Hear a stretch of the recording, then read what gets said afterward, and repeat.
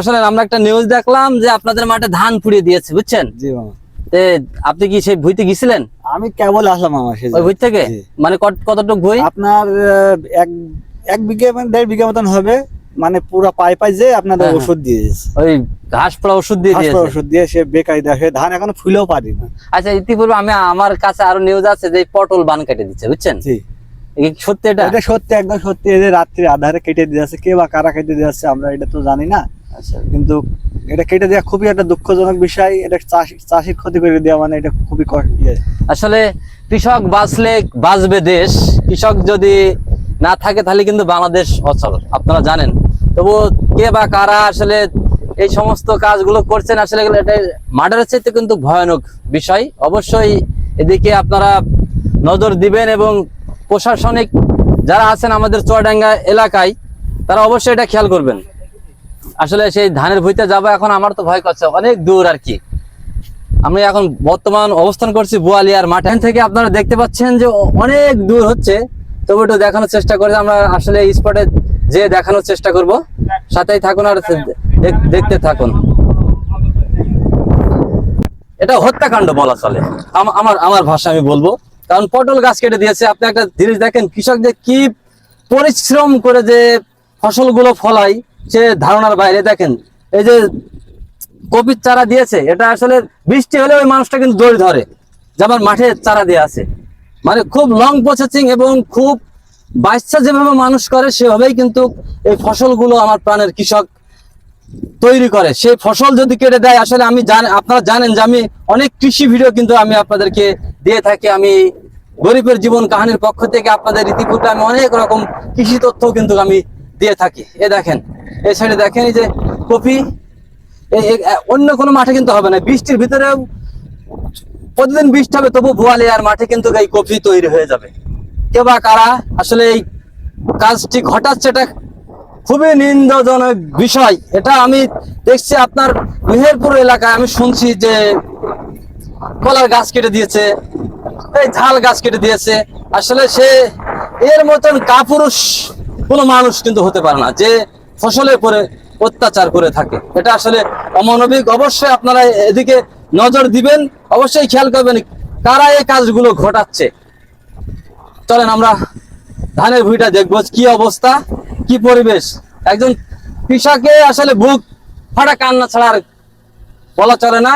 আসলে আমরা ভুঁই মালিকের সাথে যোগাযোগ বাদে কিন্তু কাটছি। আমি শুনছি কালকে এসসিটিভি নিউজ করছে, সেই জন্য কিন্তু আজকে আমার ছুটে আসা। যখন আমি শুনছি যে ধান বীজ দিয়ে নষ্ট করে দিচ্ছে, সেটা আসলে কি বলবো, বলার মতন ভাষা না। আমি নিজে থেকে অনেক কষ্ট পেয়েছি।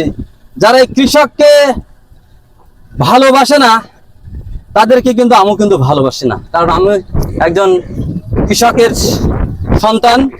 আমার বাপ দাদা সারা জীবনে কিন্তু এই কৃষি কাজই কিন্তু করে চলেছে। একজন লম্বা প্রসেসিং, কত পরিশ্রম করতে হয় একজন কৃষকের। এই যে ধানের ভুঁই পাকাচ্ছে, দেখতে পাচ্ছেন আপনারা, এখন ধানের ভুঁই পাকাচ্ছে, ওইভাবে আলগুলো বাঁধবে। যে কাজ আসলে আপনার ভূত অর্থাৎ জিনে কিন্তু করতে রাজি হয়নি যে কৃষি কাজ আমরা করব না, সেই কাজ কিন্তু আমাদের মানুষে করছে। আর সেই ফসল কিন্তু নষ্ট করে দিয়েছে কিছু দুর্বৃত্তরা।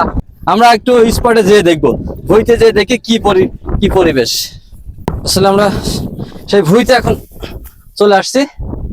দেখেন মনে হচ্ছে যে ধানটি পেকে গিয়েছে, অথচ কিন্তু ধানটি পাকিনি। এটা মনে হচ্ছে যে এই যে ধানের কিন্তু এখনো পরিপূর্ণ বয়স হয়নি। ওই সাইডটা দেখেন, ওই সাইডটা কাঁচা আছে, আর এই সাইডটা কিন্তু ওই বৃষ্টি আসলে প্রয়োগ করছে। আসলে দুর্বৃত্ত নামে যে মানুষটি আসলে এই কাজটা করেছেন, আমি তাকে অনুরোধ করব, আপনি দয়া করে বিশেষ করে এই কাজটি করবেন না। কারণ এই কৃষক কত যে কষ্ট করে। আপনার যদি অন্য কোনো রাগ থেকে থাকে, অবশ্যই আপনি অন্য কোনো পন্থা বেছে নেবেন কিংবা আইনি আশ্রয় নেবেন। বিশেষ করে ইতিপূর্বে বোয়ালিয়ায় পটল গাছ অনেক কিছু ইত্যাদি ইত্যাদি আপনারা কেটেছেন, ক্ষতি করেছেন। এগুলো আসলে কোনো মানুষের কাজ হতে পারে বলে আমার জানা নাই।